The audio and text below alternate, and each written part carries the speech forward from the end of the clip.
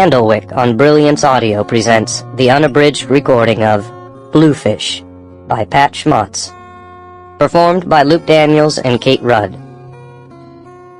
For my two favorite Bluefish, Jeremy Schmatz and Kim Swinehart.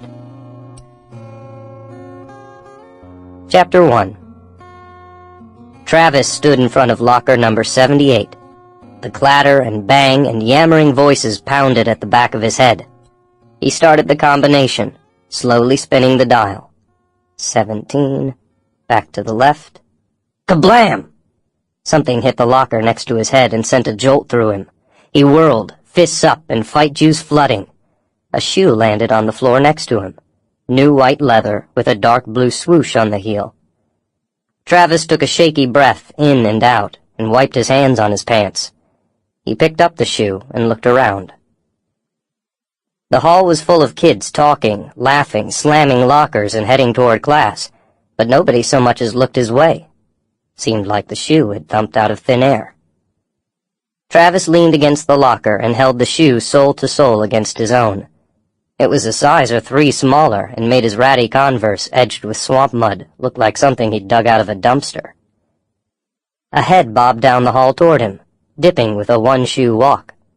The guy was small, and Travis figured him for a 7th grader, maybe even 6th. He had deep brown skin and hair cropped too short to kink, and he carried a nice new over-the-shoulder book bag.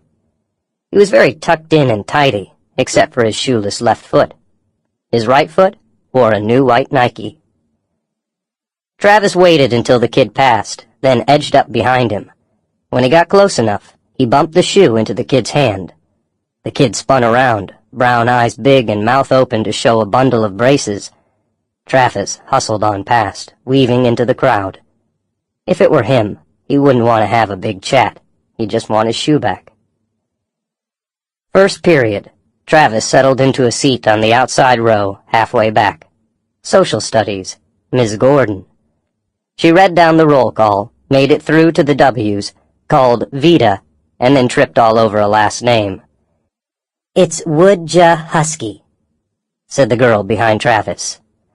"My public calls me Velveeta." "Think cheap cheese," called a tall guy across the room. "Ms. Gordon, you should know. Chad's kinda damaged," said Velveeta. "He repeats the same jokes over and over.